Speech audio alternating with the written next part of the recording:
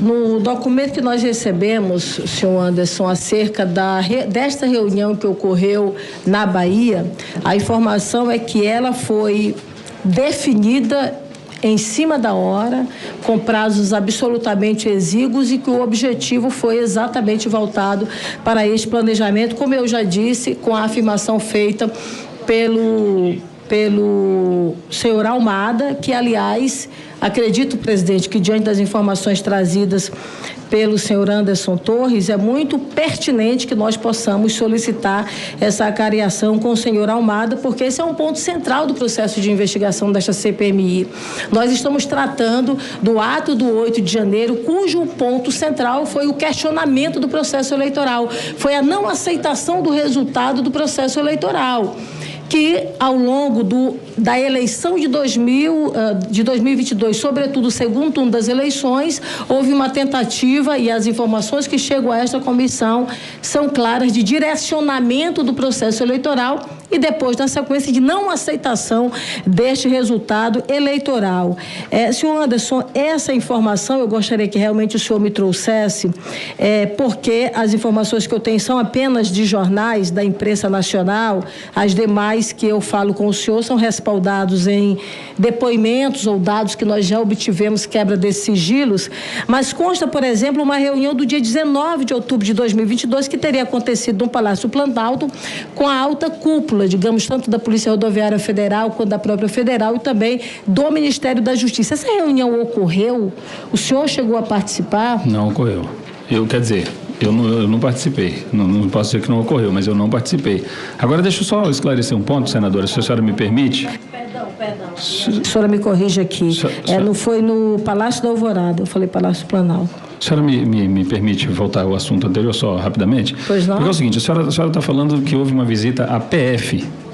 E está dizendo que a atuação irregular foi da PRF. Perfeito. Pois é, então assim, a conta não fecha, porque na Bahia eu não estive com o superintendente da Polícia Rodoviária Federal, sim, eu não estive com absolutamente ninguém, eu estive na PF. Nós fomos lá visitar a obra, conversamos com o Almada, almoçamos juntos, eles fizeram um almoço lá para nós, coisa e tal, mas assim, não tem como eu estar na PF e dar ordem para a PRF. Não há dúvida. Esse é um ponto central que o senhor coloca. Quer dizer, a informação que nós temos aqui, a PRF já tinha um entendimento do direcionamento dessas ações para estes locais de votações e que havia, portanto, quer dizer, já estava brifada a Polícia Rodoviária Federal. Precisaria, então, do apoio da Polícia Federal e daí esta reunião seria exatamente para respaldar o apoio à Polícia Rodoviária Federal. De fato, a Almada afirma categoricamente, não havia representantes da Polícia Rodoviária Federal, apenas dos membros da Polícia Federal, que em tese não teria ainda, digamos assim, um briefing, não estaria ainda de uma forma uníssona em relação ao direcionamento desses pontos específicos de votação. Tá bom. Perfeito. Isso. Senhor Anderson Torres, durante o governo Bolsonaro, por várias vezes, a imprensa brasileira, na verdade, acompanhou a divulgação de interferências na Polícia Federal. Inclusive, houve publicações de assinaturas do ministro Moro, que hoje é colega nosso aqui do Senado, sem seu conhecimento. Em algumas oportunidades, Bolsonaro disparou frases como, por exemplo, aqui quem manda sou eu, a minha caneta funciona, enfim, frases dessa natureza mostrando de fato que ele teria um comando, digamos assim, em relação a esses órgãos e aí, no caso específico, com interferência clara na Polícia Federal. Da mesma forma como foi colocado lá atrás pelo então ministro Moro, o senhor em algum momento sentiu ou recebeu da parte do então presidente Bolsonaro alguma decisão que compreendesse como interferência na sua gestão como ministro da Justiça? Durante a minha gestão, em momento algum, senadora. Senhor Anderson Torres, nós temos uma portaria que foi, na verdade, datada de julho de 2022, aonde nessa portaria ela faz uma referência a algumas ações do TSE e nessa portaria o senhor determina, por exemplo, que a Polícia Federal faça levantamentos ou estudos de supostas vulnerabilidades do sistema eleitoral brasileiro. Essa portaria, ela teve prosseguimento? Foi feito algum relatório? Eu não me recordo de ter recebido relatórios a respeito disso, senadora. No seu depoimento, no inquérito administrativo do TSE, o senhor coloca, por exemplo, que pediu para a sua equipe, e ali, pelas informações do inquérito, não seriam, por exemplo, peritos, mas profissionais da própria Polícia Federal que fizessem um levantamento. Naturalmente, construísse ali um relatório, não é? Um conjunto de dados sobre a situação da vulnerabilidade do sistema eletrônico de votação. Esse levantamento ao qual o senhor se refere, nesse depoimento e nesse inquérito, o senhor encaminhou o resultado desse levantamento ao então presidente Bolsonaro? Senadora, na verdade é o seguinte, o TSE faz um Para vocês que nos acompanham nesta terça-feira, são 10h24 aqui na Jovem Pan. Da sociedade civil e às instituições para opinarem sobre o sistema eleitoral brasileiro. Então, na verdade, quando se fala em relatórios, relatórios que a gente apresentou, que eu trouxe, que eu tinha comigo, eram esses relatórios produzidos por peritos durante esse chamamento público do TSE para opinar sobre o sistema eleitoral brasileiro. Eles isso ocorre já há vários anos e os relatórios da Polícia Federal vêm sempre no mesmo sentido. Então, são desses relatórios que não são sigilosos, isso não é uma perícia no inquérito, isso são relatórios públicos que a Polícia Federal faz e encaminha, eu não sei se anualmente ou a cada 2 anos, para o Tribunal Superior Eleitoral. Senhor Anderson, o documento, a fala a qual o senhor se refere, eu conheço, aliás, eu até integrei junto ao TSE como representante do Congresso Nacional pelo Senado Federal esse conselho, digamos assim, que tem dos vários órgãos, e eu conheço muito bem, inclusive, como se dava esse processo. Por exemplo, no seu depoimento, quando o senhor diz o seguinte, aí o senhor fala alguma coisa, então assim, eu mandei produzir alguma coisa, eu precisava entender, eu precisava saber alguma coisa, eu tenho alguns documentos, inclusive em cima da minha mesa para eu poder estudar sobre o assunto, produzido pelo meu gabinete. Exato. Quer dizer, não é produzido pelo TSE, foi um material produzido, e aí na sequência o senhor faz um ofício e tem um cópia aqui deste ofício que o senhor encaminha, por exemplo, ao TSE, e nesse ofício que o senhor faz o encaminhamento ao TSE, o senhor afirma de forma muito clara que participaria desse processo de fiscalização, mas com uma estrutura própria da Polícia Federal, quer dizer, com um sistema próprio construído dentro da própria Polícia Federal. Ou seja, não se trata desse conselho do TSE, se trata de uma outra ação paralela que o senhor tenta implantar dentro da Polícia Federal. Na verdade, essa é a primeira ação, quando eu falo do meu gabinete, foi quando eu cheguei, logo que eu assumi o Ministério. Pedi para levantar o que tinha a respeito desse tema, uma vez que era um tema que recorrentemente a gente era chamado a opinar, e me vieram esses relatórios que eu disse à senhora aí. Agora, esse segundo ofício eu gostaria até de ler, para eu poder me recordar, porque realmente eu não me recordo por que nós fizemos isso, não sei se foi o TSE que pediu uma equipe, eu mandei uma equipe para lá, naquela comissão da transparência, talvez seja algo nesse sentido que a gente mandou para lá para ajudar o TSE, como sempre a Polícia Federal fez.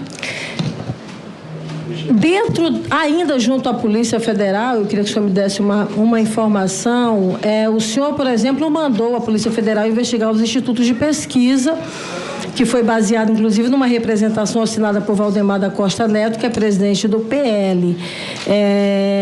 Aí depois teve uma decisão do ministro Alexandre de Moraes que vetou, na verdade, essa investigação. Chegou a ter algum prosseguimento? Chegou-se a iniciar, por exemplo, alguma investigação em relação a esses institutos, ou a decisão do ministro bloqueou de uma forma terminante essa investigação? Eu acho que bloqueou de forma terminante essa investigação. Na verdade, o documento chegou à representação do Ministério da Justiça, eu encaminhei para a Polícia Federal para providências. E, enfim, acredito que não tenha ido adiante. Se houve a decisão do ministro, não deve ter ido adiante. Senhor Anderson Torres, Eu queria fazer essa pergunta aqui para o senhor, que o senhor me respondesse com a devida tranquilidade. Nós fizemos aqui uma solicitação e alguns requerimentos, inclusive de colegas, no sentido de fazer o compartilhamento dos dados dos inquéritos do Supremo Tribunal Federal e também dos inquéritos da Polícia Federal com esta comissão. E o objetivo desse compartilhamento é exatamente ter acesso a um conjunto de informações que acaba não chegando a esta comissão por conta de alguns deles estarem ainda em diligência. Mas a imprensa fez uma colocação, e é uma colocação absolutamente grave, que se trata de que nesse inquérito que está no Supremo Tribunal Federal haveria... São 10 horas e 28 minutos nesta terça-feira. Nós estamos acompanhando agora o depoimento de Anderson Torres na CPMI do dia 8 de janeiro, direto do Congresso Nacional. Deixado, por exemplo, em um local incerto e não sabido. Eu busquei, inclusive, junto a esses inquéritos, a possibilidade de buscar essas informações, mas por serem sigilosos, nós não temos, de fato, acesso a essas informações que chegarão a esta comissão. Houve algo desta natureza? Houve uma interpretação diferente? Existe de fato esse áudio ou não? Senador, isso é uma maluquice. Eu jamais ouvi e falei esse tipo de coisa e nós não tivemos acesso a isso também. Não, eu desconheço isso aí. Acerca da minuta chamada, e é uma realidade, a minuta do golpe, né? Que estava, na verdade, na sua residência. O senhor, na sua fala inicial, diz que é uma coisa absurda e, de fato, por exemplo, a sua minuta... Me dá da PGR. De fato, é uma minuta absolutamente ousada, com pontos inimagináveis. Por exemplo, suspendendo sigilo telemático dos integrantes da Suprema Corte Brasileira, colocando toda a força, por exemplo, no Ministério da Defesa. Daqui uma cópia da minuta, está aqui, por exemplo. Em uma delas, cita, nessa composição da Comissão de Regularidade Eleitoral, ela seria composta por 8 membros do Ministério da Defesa, inclusive, incluindo do Ministério da Defesa, incluindo a presidência, ou seja, com apenas mais um membro já teria, de fato, maioria. E aí suspende sigilo telemático, quer dizer, são pontos, como o senhor coloca muito bem no início da sua fala, absurdos. Mas essa minuta, ela foi encontrada de fato na sua casa, na sua residência. O senhor afirma, por exemplo, que ela foi adquirida, inclusive Twitter colocou aqui no início, que ela não sabe, na verdade, quem lhe entregou de fato. Mas ela não estava jogada na sua casa. Ela estava guardada, ela estava bem acondicionada. Inclusive, veja, no documento da polícia, do Ministério Público Federal, da PGR, em um dos pontos, ele diz o seguinte: não se trata de documento que seria jogado fora, estando, ao invés, muito bem guardado em uma pasta do governo federal e junto com outros itens de especial singularidade, como fotos de família, imagem religiosa, enfim. E na fotografia que nós temos a esta comissão, mostra que ela não estava numa caixa jogada do lado, ela estava num armário bem posicionada. Não é crível, por exemplo, que seja um documento para descarte, que seja um documento que você coloque ali para depois, por exemplo, levar para algo que possa se triturar ou coisa parecida. Eu queria que o senhor me colocasse de uma forma muito clara. Em nenhum momento o senhor relembra que alguém possa ter lhe entregado essa documentação. O senhor recebeu essa documentação em seu e-mail, na sua rede social ou coisa parecida? Excelência, eu já coloquei no início, esse documento realmente é um teratológico, um absurdo, a senhora tem toda a razão. Ele não estava guardado num lugar privilegiado da minha casa, ele saiu da minha área de atuação ali no quarto, e por isso ele não tinha sido descartado.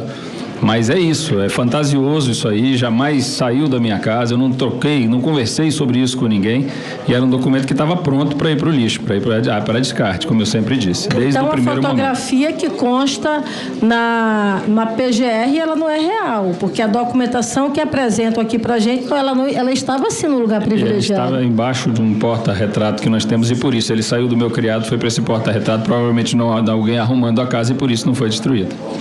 Mas não se se pode dizer, por exemplo, que estava no local para descarte. Presidente, está difícil, né? Presidente... E ele tomou providência? Ele disse nesse depoimento que não tomou providência. Uma vez que você... A relatora está com a palavra. Queria pedir silêncio a vossas excelências. Por favor, senadora Ardiane.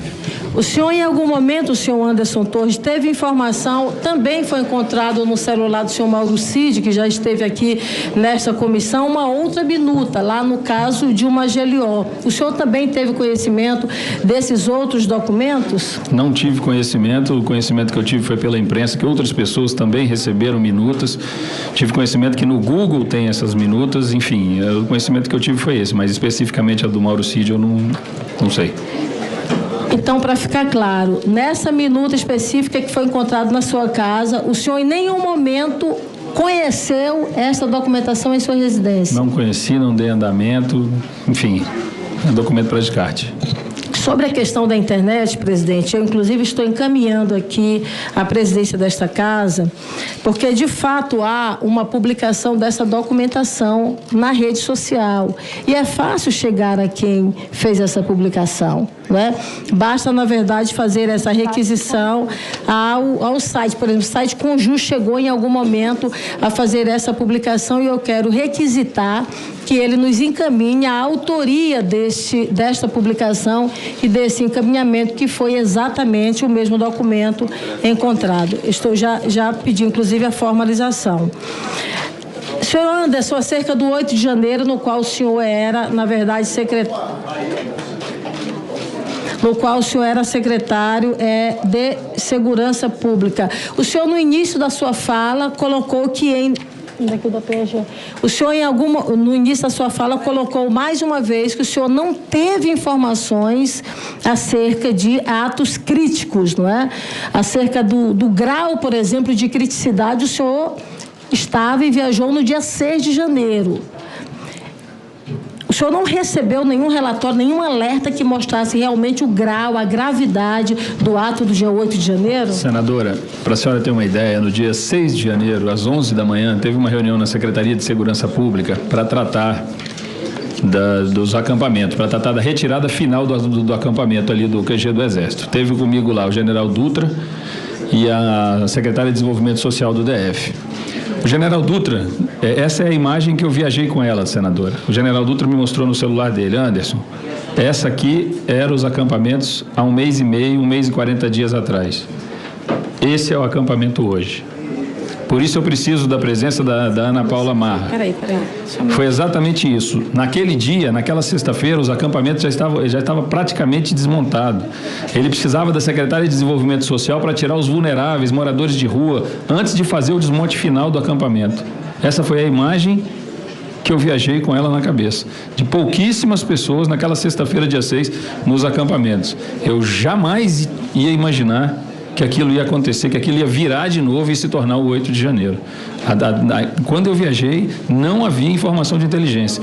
E outra coisa que eu queria ressaltar, o PAI, que eu queria até que xerocasse para que todos os parlamentares tivessem, que é o Protocolo de Ações Integradas, ele é tão completo, que realmente, se ele tivesse sido cumprido à risca, não teria acontecido os atos de 8 de janeiro. Eu viajei extremamente tranquilo por esses dois fatores. Primeiro, as imagens do acampamento daquele dia e, segundo, o PAI que ficou assinado com as determinações para as instituições e órgãos e agências trabalharem no dia do 8 de janeiro. Na documentação, mais uma vez ainda, da Procuradoria-Geral da República, ela deixa claro, inclusive faz alguns anexos que foram apresentados pela Secretaria de Segurança Pública do Distrito Federal, na qual aponta, por exemplo, a possibilidade de tomada de poder, que era exatamente o nome daquela manifestação, invasão ao Congresso Nacional, de CACs, sendo convocados para sitiar Brasília no dia 8 de janeiro de 2023, e que havia uma mobilização pela presença de adultos em boa condição física, vedada a participação de crianças e daqueles que apresentassem qualquer dificuldade de locomoção.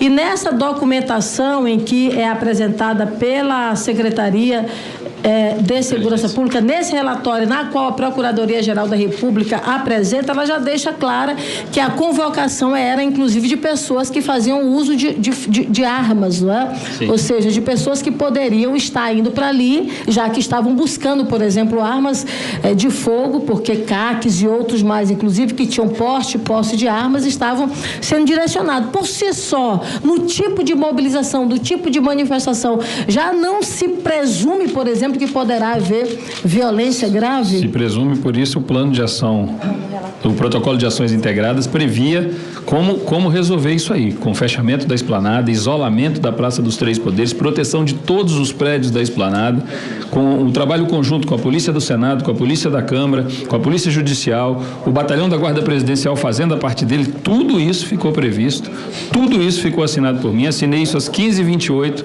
da tarde de sexta-feira, depois de ler. Tudo isso, apesar de dizer para a senhora, como eu disse, que eu vi a imagem do QG naquela sexta-feira, achei esse plano, inclusive, num primeiro momento até superdimensionado, mas enfim, assinei da maneira com que estava. Porque realmente esse plano, eu na minha audiência de custódia, eu estava bastante emocionado e eu até disse para o juiz o seguinte, eu disse, Excelência, com o plano que eu deixei assinado, só se caísse uma bomba na esplanada para poder acontecer o que aconteceu. Bomba, né? Sim, mas eu digo, a senhora entendeu? Se a Praça dos Três Poderes estivesse realmente isolada, não teria acontecido isso, senador. Eu fui secretário de Segurança aqui durante 2 anos e 3 meses e eu digo à senhora com experiência que não teria acontecido. Senhor Anderson Torres, o senhor sai do país no dia 6, 2 dias antes, e você teve, por exemplo, depois do dia 7, inclusive alguns alertas que chegaram, né? O senhor integrava, por exemplo, um grupo de WhatsApp que era o grupo de WhatsApp chamado Difusão. O senhor integrava esse grupo? Esse grupo de WhatsApp Difusão, ele recebia, por exemplo, esses alertas? Na verdade, eu frequentava esse grupo na primeira passagem minha pela Secretaria de Segurança Pública. Eu não retomei o grupo quando voltei para a Secretaria e digo à senhora, sexta-feira não havia indícios de que teriam atos graves como esse que aconteceram. Eu trabalhei até por volta das 18 horas e até as 18 horas de sexta-feira não havia nada. Se houvesse, senador, como eu disse no meu discurso inicial aqui, se houvesse eu não teria viajado. Nós recebemos aqui o senhor Saulo, ele disse que do período do dia 2 até o dia 8, especificamente, foram enviados, se não me foge a memória, algo em torno de 32, 33 alertas. Esses alertas iniciados e enviados a partir do dia 2 a esses vários grupos, enfim, alguns deles, inclusive, o senhor não estava, mas aí por isso eu pergunto ao grupo de difusão, que era um grupo mais, digamos assim, do comando, e o senhor estava presente. Nesse período não chegou para o senhor esses alertas sobre a criticidade do ato do dia 8 de janeiro? Excelência, eu volto a repetir a senhora. Se tivesse chegado, se eu tivesse noção do que poderia acontecer, eu não teria viajado. Estava no Suíça. Só um minutinho, por favor. Sim. Eu não ouvi a sua resposta, por favor. Se tivesse chegado, eu não teria viajado, Excelência. Não chegou absolutamente nada ao meu conhecimento. Volto a dizer, eu sou extremamente responsável com o meu trabalho, Excelência. Eu viajei, volto a dizer, senhora, eu viajei tranquilo com as imagens que eu vi e com tudo que tinha da inteligência. Na sexta-feira, sequer as caravanas que vieram a Brasília estavam confirmadas que vinham. Todos os grupos, todos os informes de inteligência que se tinham, diziam que haviam as convocações, mas que não havia confirmação. O Congresso produziu esse tipo de inteligência, o Supremo produziu esse tipo de inteligência. Então, assim, não havia confirmação de ônibus chegando à cidade. Tanto que no planejamento, no protocolo de ações integradas, dizia, em eventual chegada de ônibus, que desembarquem os manifestantes aqui e que se estacione lá na Granja do Torto. Porque até naquele momento não tinha chegada de ônibus, não tinha previsão. O erro em relação à não execução do PAI, do Plano de Ação Integrada, o senhor deposita exatamente onde? Eu acho que isso é o que deve ser apurado, senadora. Eu sei que a Secretaria fez a parte dela. O plano, se a senhora quiser... A Secretaria fez a parte dela enviando o efetivo de militares suficiente para a Praça dos Três Poderes. Senadora, isso não é atribuição da Secretaria, como eu disse à senhora. A efetivo, se vai o choque, se vai o BOP, se vai canil, se vai helicóptero, tudo isso é trabalho da instituição Polícia Militar do Distrito Federal. Não é a Secretaria daqui, como eu disse. Eu sempre digo isso e é importante entender. A Secretaria daqui não opera, ela não tem um trabalho operacional. A senhora nunca vai passar na rua e ver uma blitz da Secretaria de Segurança. A senhora nunca vai acordar de manhã e ter uma operação da Secretaria de Segurança. Nunca. Ou é da Polícia Civil ou é da PM. A subsecretária Marília, por exemplo, ela chegou a fazer algum tipo de encaminhamento de informações ao senhor nesse período? Narrando que poderíamos ter atos graves, eu não recebi dela, nada. A Coronel Cíntia, por exemplo, no depoimento dela na Polícia Militar do DF, ela fala claramente que houve ineficiência, digamos assim, da Secretaria de Segurança Pública pelo não direcionamento de um efetivo para que fosse compatível aos alertas que estavam sendo recebidos e as informações, na verdade, que eram caminhadas pelos vários serviços de inteligência, para além da ABIN, para além, por exemplo, dos órgãos de inteligência também da Secretaria de Segurança Pública, porque... senhor Anderson, veja, ao longo desse processo de investigação, que a gente percebe de forma muito clara o que está ocorrendo. É cada um empurrando a responsabilidade para o outro. Alguém do serviço de inteligência diz, nós fizemos e demos os alertas suficientes, mas quem deveria executar o plano realmente não executou. O efetivo da Polícia Militar que deveria ser direcionado não foi direcionado. E é um fato, o Brasil inteiro acompanhou.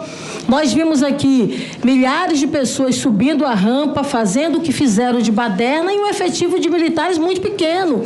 E a Polícia Militar do DF tem a responsabilidade de fazer esse serviço ostensivo. A Polícia Federal é uma polícia judiciária, como todos nós, na verdade, sabemos. Os outros órgãos fazem um acompanhamento ordinário, mas em caso excepcional, a Polícia Militar tem que fazer o seu papel. E o efetivo que foi direcionado foi um efetivo absolutamente abaixo, aquém daquilo que deveria ocorrer para conter a ação dos manifestantes aqui. A senhora está correta. A senhora está corretíssima. O plano estava aqui, estava feito. Daí em diante cada instituição fazer seu planejamento interno, devolver isso para a secretaria e operar no dia do trabalho, cada um fazer o seu. A senhora está correta. É o que cabe à corporação, é isso. Quem faz o acompanhamento de todo esse plano de ação integrada? O plano é feito pela Subsecretaria de Operações Integradas, pela Coronel Cíntia. Perfeito. Ela é a responsável por isso. Tenho certeza que nesse depoimento dela, senadora, ela deve ter dito que houve falha de quem é o responsável por montar as equipes, e não da Secretaria, porque ela sabe muito bem, ela é a Subsecretária de Operações Integradas. Ela não tem equipe. Ela não tem equipe para fazer. Eu volto a dizer à senhora, a senhora nunca vai parar numa blitz aqui da Secretaria de Segurança.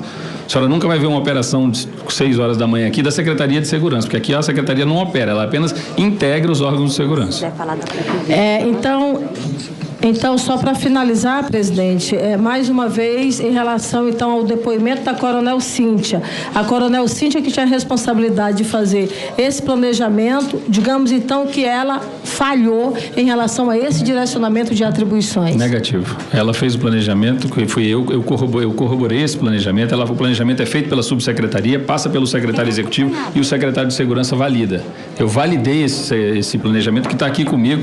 Se a senhora não tem, eu posso até deixar uma cópia com a senhora. Claro. Que eu acho muito importante. Na verdade, eu devo ter, mas o senhor pode deixar. Eu gostaria de deixar, porque nós temos outro aí, né? Porque eu tenho certeza absoluta, senadora, que se a senhora ler isso aqui, a senhora vai entender o que eu estou falando. O que ficou determinado foi isso aqui. Volto a dizer o que eu disse na minha audiência de custódia. Se isso aqui tivesse sido cumprido à risca, o 8 de janeiro não teria ocorrido. Então, o acompanhamento deveria ser feito pela Cíntia ou... O acompanhamento, sim, o acompanhamento de tudo, mas não é a Cíntia que diz, volto a dizer à senhora, diz que se vai ter o grupo tal, quantos policiais terão, efetivo, viaturas, esse tipo de coisa, não cabe à secretaria. Cabe a quem? Então? Cabe às instituições. O que o protocolo colocou para a PM tem que cumprir. O que o protocolo colocou para a Polícia Civil tem que cumprir. Meios, efetivos, número de homens, é com cada instituição. Então, nesse caso, o secretário de Segurança Pública, exatamente nesse dia, porque, mais uma vez, senhor Anderson, o que o senhor coloca? Olha, tem várias ações. Mas o plano já está dizendo, é um plano de ação articulada. Ela tem que ter um tipo de organicidade. Você tem a Cíntia, na verdade, que está lá nesse comando. Sim. Se não é ela, a quem é a responsabilidade de fazer esse acompanhamento, de exigir que cada um desses órgãos cumpra de fato o seu papel? Quando a senhora vê esse planejamento, tem o nome de cada um aí, o nome do responsável pelo Senado, pela Câmara, pela PM, tá, tem o nome, tem o telefone, tem tudo aí. Quem coordenava? A parte operacional, nesse caso, na esplanada, ficou pela Polícia Militar do Distrito Federal. Não, então vamos lá. A parte de coordenação, então, ficou por parte da Polícia Militar do Distrito Federal. A parte de execução ficou por parte da Polícia Militar do Distrito Federal. Agora... Então, a Polícia Militar do Distrito Federal, senhor Anderson, mandou a quantidade de militares suficientes para conter a manifestação? Isso é que tem que ser apurado aqui, senadora. É isso é que os senhores têm que chegar à conclusão, o que foi certo e o que foi errado. Eu estava fora do país, eu não posso dizer. É o que eu... Tá, mas o senhor saiu do país, senhor Anderson? Senhores, todos terão direito à palavra. O depoente vai responder a todos os questionamentos, mas nesse momento, quem tem direito de falar, quem está com a palavra é a relatora. Por favor. Pois não, senhor Anderson, me repita mais uma vez. Então, a Polícia Militar, a minha pergunta para o senhor é uma pergunta clássica, básica. A Polícia Militar, então, não enviou o efetivo suficiente para fazer o acompanhamento em relação à Praça dos Três Poderes. Eu acredito que, pelo que a gente viu nas imagens, faltou policiais ali naquele dia. Ou seja, o senhor sai do país 2 dias antes, cumpre, na verdade, umas férias, não é? Que acaba sendo algumas coincidências que a gente precisa entender. Quer dizer, o senhor sai do país 2 dias antes, aonde do de janeiro ao período de 8 de janeiro, vários alertas eram enviados. E aí nós recebemos que o Saulo, que é da ABIN, ele falou claramente que isso ocorria. O senhor participava de alguns desses grupos, inclusive do grupo de fusão, que também recebeu esses alertas. O senhor sai do país 2 dias antes, como secretário de Segurança Pública do Distrito Federal, que tem a responsabilidade da ação ostensiva em relação à Praça dos Três Poderes. Aí o senhor está dizendo, não, a culpa não é minha, a culpa é da Polícia Militar, que estava dentro da própria organização da Secretaria de Segurança Pública. Esse é o fato. Agora, o que está acontecendo, presidente, aqui, ao longo dos trabalhos desta comissão, é que nós estamos ouvindo pessoas do serviço de inteligência, nós estamos ouvindo pessoas da ação mais ostensiva, e a fala é sempre a mesma. Eu mandei alerta, eles não cumpriram. Quem está do lado que deveria cumprir, que é a ação ostensiva, diz, olha, eu não estava aqui no Brasil, eu estava fora do Brasil, era para a Polícia Militar fazer e não fez. Então, fica, na verdade, um jogo de responsabilidade, e que a gente vê foi um cenário que nós acompanhamos, de destruição da sede dos três poderes no país, que claramente, presidente, veio sendo alimentada ao longo dos anos anteriores. Veja, senhor Anderson Torres, nós tivemos o 12 de dezembro. No 12 de dezembro, numa tentativa de invasão à sede da Polícia Federal, não houve a prisão de nenhuma só pessoa. O senhor disse que houve depois, houve semanas depois, mas naquele momento nenhuma. Ou seja, de forma com flagrante ali, nenhuma. Esta é a realidade. E aí nós temos um serviço de inteligência que dá alerta. O Brasil inteiro, na verdade, acompanhou os vários alertas que foram apresentados. O dia 12 de dezembro, que era um dia emblemático, com o dia, inclusive, da diplomação do atual presidente da República, num cenário conflagrado, porque foi o cenário que nós acompanhamos e nenhuma ação foi feita. E veja, pelas informações que eu obtive, não se tinha, por exemplo, a prática de levar preso para a sede da Polícia Federal, que aconteceu naquele momento, deputada Jandira, aonde um indígena foi colocado na sede da Polícia Federal e criou uma celeuma, e nenhuma sequer pessoa de fato foi presa. Esse é um cenário que de fato nós vivenciamos. Então, presidente, a gente pode até não ter o resultado com os depoimentos, mas com toda certeza, com as quebras, com o cruzamento de dados e com as informações que chegarem a esta comissão e que estão chegando a esta comissão, de fato nós chegaremos a esses responsáveis, e esse relatório será de fato um relatório conclusivo. Muito obrigada, presidente. Muito obrigado, senadora Elisiane Gama.